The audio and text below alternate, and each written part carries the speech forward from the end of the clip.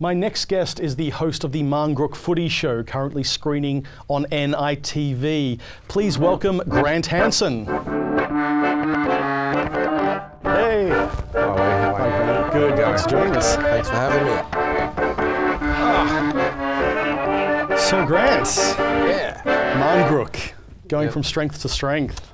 It has. It's been going for 9 years, and it's been a great, incredible journey, actually. There's been some highs and there's been some lows, but we've had a great time making the show. And obviously we're nominated for a Logie this year, so, you know, we've come a long way in relatively a long time, so to speak. So It's very exciting. Very exciting. It's been fun. It's been great fun.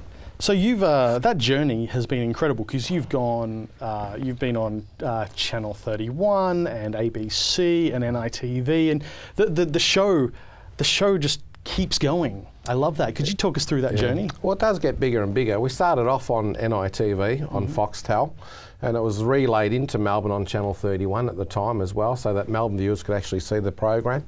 And yeah, it gained a cult following. It was a radio show first, which started off at 3CR in Melbourne and 3KND, Indigenous radio station here. And it built and built, and then it became a TV show when NITV came into fruition about 10 years ago. So it was the first commissioned show on NITV, and you know, the show, as you mentioned, it's just got bigger and bigger and bigger every year. And you know, we have a great team there. We have a great bunch of people, cast and crew. So it's always a highlight of the week to go into make the Marngrook Footy show.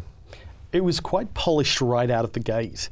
Is that because, I mean, in a way that as someone who started on 31 with a very, very shaky show, and we were really learning the ropes on camera, I was quite impressed with how good it looked right from the beginning. Is that because NITV had, I guess, financial support, was able to sort of give you that structure? Or?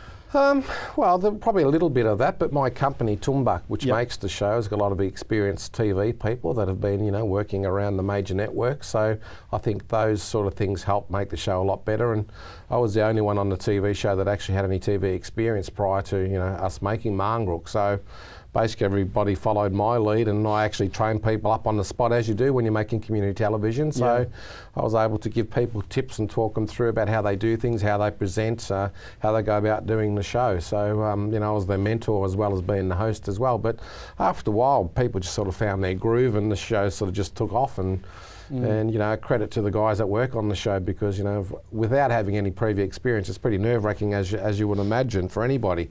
So yeah, so obviously the set helps when you've got a groovy set, and NITV have been great supporters of the show, so the set helped make the show look really smooth as well. But so are we professional? Are we slick? Well, a little bit of that and a little bit of looseness as well. We don't try to be that polished that we're Channel 9 football show, but we like to be a little bit relaxed about it so that people can relate to it.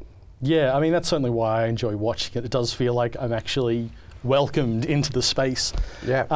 It is, it's such a great training ground. There is no better way to learn how to make TV than making TV. So I imagine, you know, you've had a lot of people come up through Marngrook who, you know, started not knowing anything and now know professionals. Oh, look, for sure. I mean, you know, Layla Gurawiwi and Shelley Ware, who work on the program, the two girls, you know, they get many mainstream gigs. Layla's in a couple of feature TV, television drama series this year, so she's gone along in leaps and bounds. Chris Johnson, who's on the panel, was working on 3AW on mainstream radio as a special comments person. And behind the scenes too, we've had a number of Indigenous people, non-Indigenous people working on cameras and lighting and all that, and they've branched off into the mainstream TV arena too. So we're really chuffed about them being able to get that, you know, recognition and being able to get jobs in the mainstream television arena as well. And, you know, what a better place than to work at Channel, you know, 31 and, you know, these community organisations, whether it's radio or TV. But, you know, that's the grounding, that's the place where you can, you know, learn your craft, get your experience, and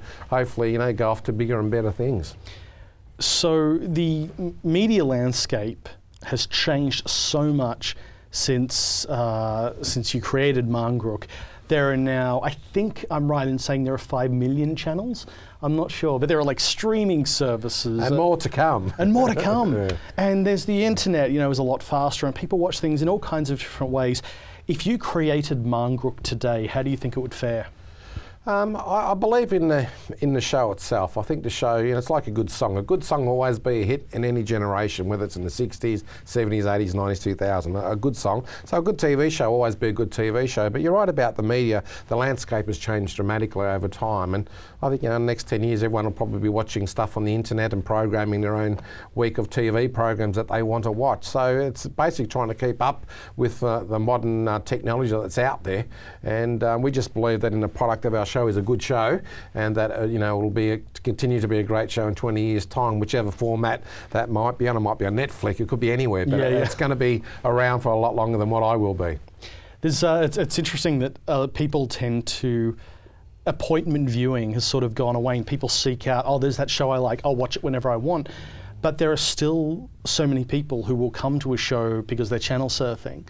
And when you get to NITV on the dial, do you find more people now that digital TV has taken such a foothold, more people are coming to your show that way? Yeah, that's a good point, and I think that is what's happened the last few years with digital TV coming through, and a lot more people aware of NITV, particularly if they've got a digital box and they're programming into their TV, and now they've got all these other channels besides the usual mainstream ones. So NITV has certainly got a much bigger awareness about it now, and there's some great shows on NITV that a lot of people are becoming aware of, and probably doesn't get the publicity and recognition that it deserves as a network, but through word and mouth, NITV started to grow legs and become a part of the staple diet of people's TV watching during the week. So like Channel 31, a lot of people are used to watching Channel 31 over a long period of time as well. So in time, NITV will gather that momentum as well. So what's the future for Marngrook? What are your dreams and aspirations for it? Look, I just think the show will continue to get bigger. It's a football show for everybody. It's not just an Indigenous program. As long as it stays true to itself and talks football and keeps that as the staple diet of the program.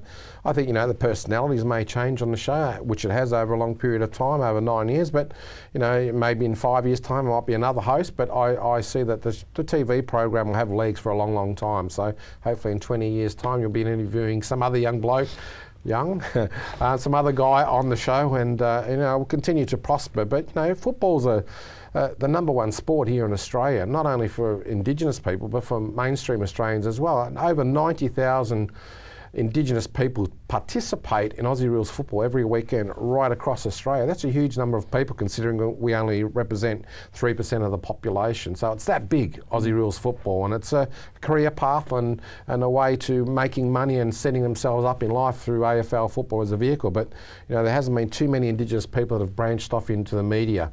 So the vehicle of the Marngrook Footy Show may help Indigenous people, become regular callers, maybe writing columns in the Herald Sun, in the Age, all that sort of stuff. All around football, the media, we want to see more Indigenous people embraced into that part of things. Well, it's a fantastic show, and I'm delighted to see it going from strength to strength. Congrats on the Logie nomination, and thank you so much for joining us. Thanks. Good on you, mate. Thank you. Thanks. We'll be right back after this break.